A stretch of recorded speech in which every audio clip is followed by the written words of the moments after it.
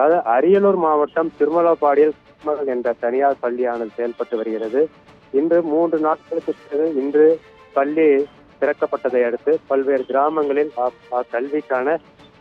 கல்வி நிலையத்திற்கான பேருந்தானது பல்வேறு கிராமங்களுக்கு சென்று குழந்தைகளை ஏற்றிக்கொண்டு பள்ளிக்கு சென்று கொண்டிருந்தது. அப்போது வாளையப்பாடி கிராமம் அருகே செல்லும் போது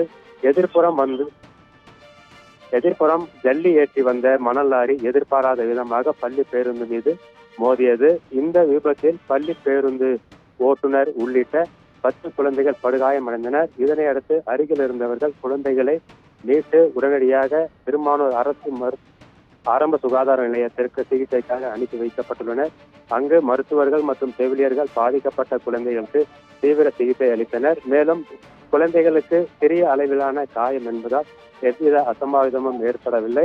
இந்த விபத்து குறித்து திருமானூர் போலீசார் வழக்கு பதிவு செய்து விசாரித்து வருகின்றனர். மேலும் பெரும்பாலான சாலைகளில் அவ்வப்போது போலீசார் ரோந்து பணியில் சென்று கொண்டிருக்கின்றனர். அப்போது இவ்விதமாக அதிவேகத்தில் வரக்கூடிய லாரிகளை கண்காணித்து அதன் மீது உரிய நடவடிக்கை எடுக்க வேண்டும், லாரிகளின் வேகத்தை கட்டுப்படுத்த வேண்டும் என்பது அப்பகுதி பொதுமக்களின் முக்கிய கோரிக்கையாக உள்ளது. பிரவீன்.